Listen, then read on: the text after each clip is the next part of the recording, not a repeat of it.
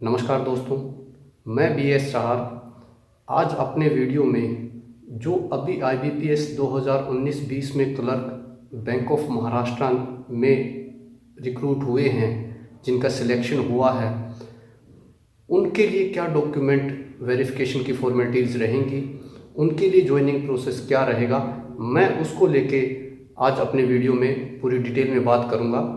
सबसे पहले मैं बैंक ऑफ महाराष्ट्र में सिलेक्टेड हुए सभी क्लरिकल साथियों को अपनी तरफ से हार्दिक बधाई देता हूं और बैंक ऑफ महाराष्ट्र में उनका हार्दिक स्वागत करते हैं।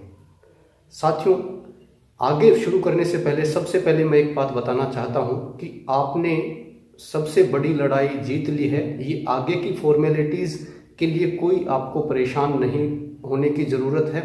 इसकी वजह से आपका सिलेक्शन, आपकी ज्वाइनिंग नहीं जाएगी, क्योंकि बैंक ऑफ महाराष्ट्र के जो डिपार्टमेंट हैं वो बहुत कंसिडरेट हैं।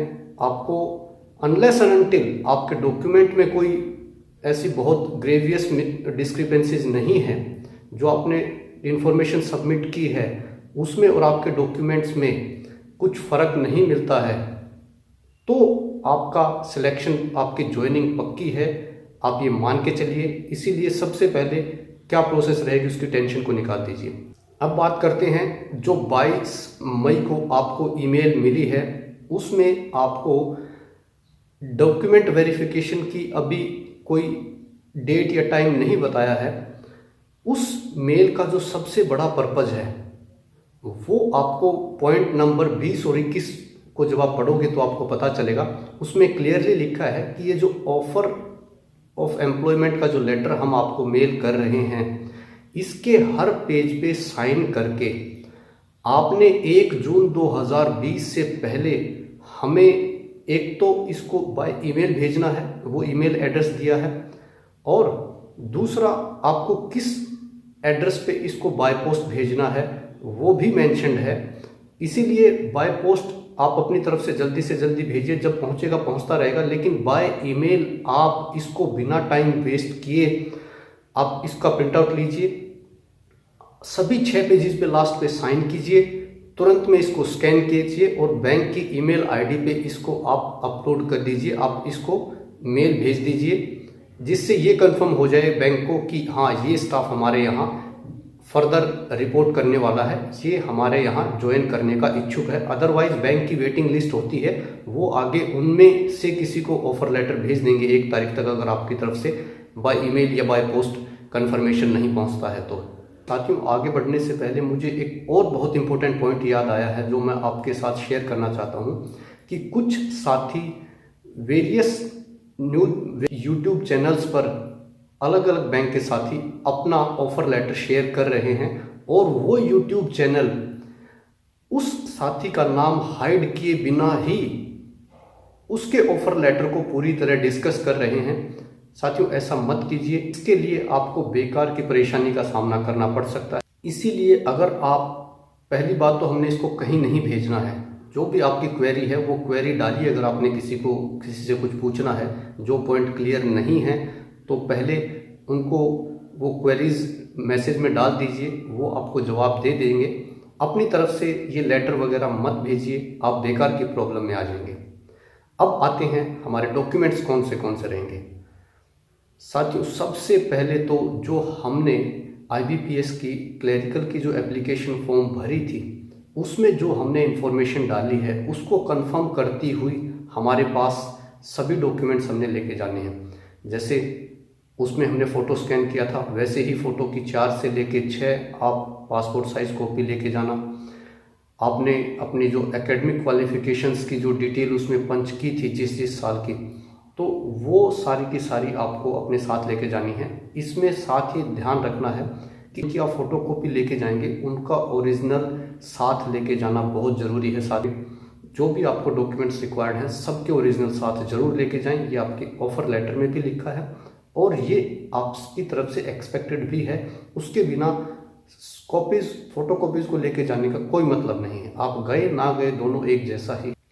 तो उस एप्लीकेशन फॉर्म में क्या लिखा है कि आपकी एकेडमिक क्वालिफ़िकेशन जो हैं उसमें जितने सेमेस्टर हैं आपके, अगर सेमेस्टर सिस्टम है तो आप हर सेमेस्टर की मार्कशीट लेके जाइए। अगर ईयर का है तो हर ईयर की लेके जाइए, 10th 12th की लेके जाइए। और अगर कोई डिग्री कोर्स आपने किया है तो वो डिग्री की, उसकी डिग्री का अरेंजमेंट कीजिए।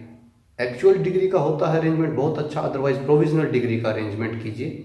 उसके साथ साथ आपने डेट ऑफ बर्थ के लिए आपकी 10th की मार्कशीट सफिशिएंट है। अगर आपके पास बर्थ सर्टिफिकेट नहीं है तो उसका काम आपकी 10th की मार्कशीट करेगी। इसके साथ आपके फ़ोटो आईडी प्रूफ और एड्रेस प्रूफ लगेंगे। उसके लिए साथियों आपका PAN card, Aadhaar card, voter ID card, driving licence, passport, इनमें से कोई भी 2 डॉक्यूमेंट आपके पास हैं, आईडी प्रूफ हैं, तो वो लेके जाइए, मोर देन सफिशिएंट है। साथियों पैन कार्ड बहुत मैंडेटरी हो चुका है। अगर ये आपका बना हुआ है तो बहुत अच्छा, अगर नहीं बनवाया तो आप उसके लिए अभी से अप्लाई कर दीजिए, क्योंकि जो लास्ट आपका ऑफर लेटर में पॉइंट है वो भी यही कहता है कि आपको ज्वाइनिंग के टाइम पे अपना पैन नंबर सबमिट करना है।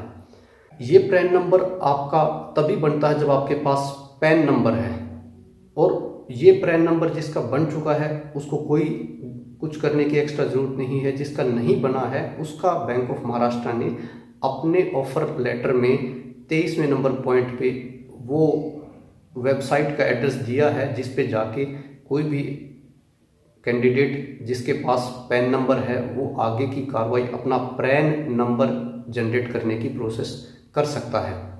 आप अपना डोमिसाइल भी साथ लेके जाना, वो प्रूफ होता है कि आप कहाँ किस स्टेट में रहते हैं, तो वो भी साथ लेके जाइए। मेंशन है नहीं है कोई फ़र्क नहीं पड़ता, आप अपना डोमिसाइल सर्टिफिकेट भी साथ लेके जाएं। इसके साथ साथ बैंक ने मेडिकल फिटनेस सर्टिफिकेट की भी डिमांड की है। वो फिटनेस सर्टिफिकेट या तो बैंक ने जिस डॉक्टर को ऑथराइज्ड किया है फिटनेस सर्टिफिकेट इशू करने के लिए, आप उससे बनवा सकते हैं। अदरवाइज डिस्ट्रिक्ट सिविल सर्जन से भी आप मेडिकल सर्टिफिकेट बनवाएंगे तो भी बैंक उसको एक्सेप्ट करेगा। साथियों कुछ एक डॉक्यूमेंट्स ऐसे हैं जो बैंक को अपने फॉर्मेट पे लगेंगे, तो वो बैंक ने अपलोड कर दिए हैं। आपके पास ईमेल में शायद आए होंगे, अगर नहीं आए हैं तो आपको विद इन ड्यू कोर्स आपको मिल जाएंगे वो सर्टिफिकेट, वो फॉर्मेट सभी आपके पास बैंक भेजेगा। अगर मेडिकल सर्टिफिकेट उस फॉर्मेट पे बनवाना है तो बहुत अच्छा है, अदरवाइज जो सिविल सर्जन जिस फॉर्मेट पे आपका मेडिकल फिटनेस सर्टिफिकेट बना के देता है आप वो लेके आएंगे तो भी चलेगा, it's not a big deal. अब उसमें एक पॉइंट है कि आपकी पुलिस वेरिफिकेशन का, उसका पर्पज़ यही होता है साथियों, ये पता करना कि आपके अगेंस्ट प्रेजेंट में किसी कोर्ट में कोई केस है या नहीं है, आप कभी कन्विक्टेड हुए हैं या नहीं हैं। और ये पुलिस वेरिफिकेशन जहां आप रहते हैं वहां की जो लोकल पुलिस स्टेशन है वहां से इशू कराना पड़ता है। इसके लिए बैंक अपना फॉर्मेट भी दे सकता है, अदरवाइज आप वहां से उनसे लिखवा के लेके आएंगे वो भी चलेगा। अगर बैंक अपने फॉर्मेट से कराएगा तो बैंक उसका फॉर्मेट आपको ड्यू कोर्स में प्रोवाइड करेगा, उसको उस पर करवा लेना। इसके साथ साथ बैंक आपसे ज्वाइनिंग के टाइम पे एक अंडरटेकिंग भी मांगेगा कि मेरे अगेंस्ट कोई भी केस पेंडिंग नहीं है, मैं कन्विक्टेड नहीं हूँ। तो इस तरीके की अंडरटेकिंग आपको ज्वाइनिंग के टाइम पे देनी ही है, वो पुलिस वेरिफिकेशन सर्टिफिकेट के एडिशन में है। साथियों आपको ज्वाइनिंग के टाइम पे कैरेक्टर सर्टिफिकेट भी देना है। जनरली कैरेक्टर सर्टिफिकेट या तो जो लास्ट एजुकेशनल इंस्टीट्यूट है वहाँ से हम इशू कराते हैं, लेकिन बैंक ऑफ महाराष्ट्र ने किसी भी 2 गेजेटेड ऑफिसर से आपके कैरेक्टर सर्टिफिकेट अगर आप वहाँ से इशू कराते हैं तो बैंक उसको एक्सेप्ट करेगा। अब इसमें सबसे इजीली अप्रोचेबल जो होते हैं वो स्कूल के प्रिंसिपल, कॉलेज के हेड, कॉलेज के प्रिंसिपल या डीन या चेयरपर्सन हो गए, या जो डॉक्टर्स वगैरह होते हैं MBBS या उससे ऊपर के जो गवर्नमेंट डॉक्टर्स होते हैं वो भी आपका कैरेक्टर सर्टिफिकेट इशू कर सकते हैं। ये सबसे इजीली अप्रोचेबल हैं और ये सबसे इजीली इशू कर भी देते हैं। आप बस उनको अपना ऑफर लेटर दिखाइए, अपना original pan card, Aadhaar card वगैरह लेके जाइए, अपने ओरिजिनल मार्कशीट वगैरह लेके जाइए, वो इनके बेस पे आपको इशू कर देते हैं कैरेक्टर सर्टिफिकेट। अब बैंक ने एक और डिस्चार्ज सर्टिफिकेट की डिमांड की है। ये उन कैंडिडेट्स को सबमिट करना है जो पहले अभी किसी ऑर्गेनाइजेशन में एम्प्लॉयमेंट कर रहे हैं, तो उन्होंने वहाँ से प्रॉपरली रिज़ाइन देके और वहाँ से रिलीव हो चुके हैं उसका सर्टिफिकेट लेना है और वो ज्वाइनिंग के टाइम पे बैंक को प्रोड्यूस करना है। और इंश्योर कीजिए कि उसमें आपका कंडक्ट सही लिखा हो, आपने जो काम किया है उसके बारे में कुछ एडवर्स रिमार्क्स ना लिखे हों। जिन साथियों का सिलेक्शन SC, ST, OBC या इकोनॉमिकल वीकर सेक्शन कैटेगरी में हुआ है, उनको अपना उस कैटेगरी में आते हैं उससे रिलेटेड सर्टिफिकेट लगेगा। इसमें सबसे मेन बात यह है कि SC, ST का जो एक बार सर्टिफिकेट बन गया वो दोबारा बनवाने की ज़रूरत नहीं है। OBC का सर्टिफिकेट इंश्योर कीजिए कि 1 साल से ज़्यादा पुराना ना हो, क्योंकि इसमें क्रीमी लेयर का कंसेप्ट रहता है। हो सकता है 1 साल पहले आप नॉन क्रीमी लेयर में थे, इस साल आप क्रीमी लेयर में आ जाएं, तो इसके लिए बैंक लेटेस्ट OBC सर्टिफिकेट की डिमांड करता है। ऐसे ही वीकर सेक्शन का ये नया कंसेप्ट आया है, तो इसमें तो अभी बहुत पुराना भी नहीं है, तो अगर आपका बना हुआ है वो चलेगा, कोई इशू नहीं है। साथियों, बैंक ने अपने ऑफर लेटर में फिजिकली डिसेबल्ड जो कैंडिडेट्स हैं या जो एक्स सर्विसमैन में जिनका सिलेक्शन हुआ है उसको लेके कुछ मेंशन नहीं किया है, लेकिन मैं फिर भी बता देता हूँ कि जो फिजिकली डिसेबल्ड हैं वो अपना डिस्ट्रिक्ट जो सिविल सर्जन है या डिस्ट्रिक्ट मेडिकल ऑफिसर है उससे अपना डिसेबिलिटी सर्टिफिकेट इशू करा के वो रखें। ऐसे ही एक्स सर्विसमैन के लिए बैंक की PPO वगैरह और जो अदर एनेक्सर्स कुछ रहने वाले हैं तो वो भी आप अपना तैयार करके रखें। अगर उन कैटेगरीज में आपका सिलेक्शन हुआ है तो ही ये आपके लिए एप्लीकेबल है। साथियों, बैंक ने 50,000 का सिक्योरिटी बॉन्ड भी मांगा है। उसकी कंडीशन ये रहती है कि अगर आप 1 साल से पहले बैंक की सर्विस छोड़ते हैं तो आपको 50,000 रुपये बैंक को पे करने पड़ेंगे। इन एडिशन टू जो नोटिस पीरियड का जो कंसेप्ट रहता है वो भी मेंशन्ड है, उसके अलावा आपको 50,000 रुपये बैंक को पे करने पड़ेंगे। वो 50,000 रुपये आप पे करें, उनको इंश्योर करने के लिए ही बैंक सिक्योरिटी बॉन्ड एग्जीक्यूट कराता है। अगर आप 12 महीने के बाद सर्विस छोड़ते हैं तो सिक्योरिटी बॉन्ड फिर आपको कुछ सिक्योरिटी पे नहीं करनी पड़ती। 12 महीने के बाद ये सिक्योरिटी बॉन्ड की वैलिडिटी ख़त्म हो जाती है और इसका फॉर्मेट 2 तरीके से हो सकता है साथियों। एक तो बैंक आपको फॉर्मेट प्रोवाइड कराएगा तो आपको वही जितने का स्टाम्प पेपर एक्सपेक्टेड है स्टेट के हिसाब से आप उस पर एग्जीक्यूट करेंगे, 2 श्योरिटीज़ के आप साइन कराएंगे और उनके प्रूफ वगैरह अटैच करेंगे तो वो काम करेगा। दूसरा ये हो सकता है कि बैंक FD वगैरह बैंक के फेवर में करने के लिए बोल सकता है, तो उस केस में आपको बैंक के फेवर में FD करानी पड़ सकती है। उसके लिए आपका बैंक अकाउंट होना बहुत ज़रूरी है। ये था जो ऑफर लेटर में मेंशन्ड है, उसको लेके कुछ और भी कंडीशंस हैं, पे कितनी रहेगी, ट्रांसफ़र कैसी रहेगी, ये ऐसी चीज़ें भी हैं, वो मैटर नहीं करती। अभी हमने सिर्फ हमारा पर्पज़ वीडियो का जो डॉक्यूमेंट वेरिफिकेशन और ज्वाइनिंग फॉर्मेलिटीज़ को डिस्कस करना था। इसमें मैं एक बात और बता देता हूँ साथियों, अगर कुछ डॉक्यूमेंट में जैसे इनिशियल डॉक्यूमेंट में आपका नाम कुछ है और बाद में अगर आपका नाम चेंज हुआ है तो काइंडली उससे रिलेटेड जो आपने लीगल प्रोसेस फॉलो की है नेम चेंज की, उसका प्रूफ साथ लेके जाइए, वरना बहुत बड़ी प्रॉब्लम हो सकती है।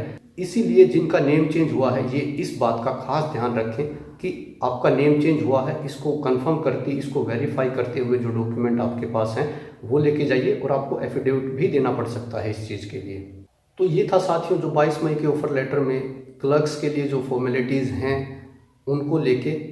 अभी इनमें से जैसे मैंने शुरुआत में कहा जितनी तैयार कर सकते हैं उतना कीजिए। फॉर्मेट्स अगर आपके पास अवेलेबल हो जाते हैं तो उनको भी तैयार करके रखिए, सो दैट कि 1 तारीख के बाद बैंक फिर आगे की प्रोसेस फॉलो करेगा तो वो विद इन ड्यू कोर्स 10, 15, 20 दिन जितना भी टाइम लगे उसमें आपको डेट देके आपको बुलाएगा डॉक्यूमेंट वेरिफिकेशन के लिए। और उसके बाद बैंक को जैसा ठीक लगे कि उसी दिन आपको ज्वाइनिंग के लिए ट्रेनिंग के लिए भेज सकता है या ज्वाइन करा सकता है, या फिर उसके बाद फिर आपको टाइम दे सकता है। इनमें से कोई भी कंडीशन हो सकती है, लेकिन हम ज्वाइनिंग के लिए जो प्रोसेस फॉर्मेलिटीज़ हैं उसके लिए भी अपने आप को तैयार करके रखें। Thanks for watching this video. जय हिंद साथियों।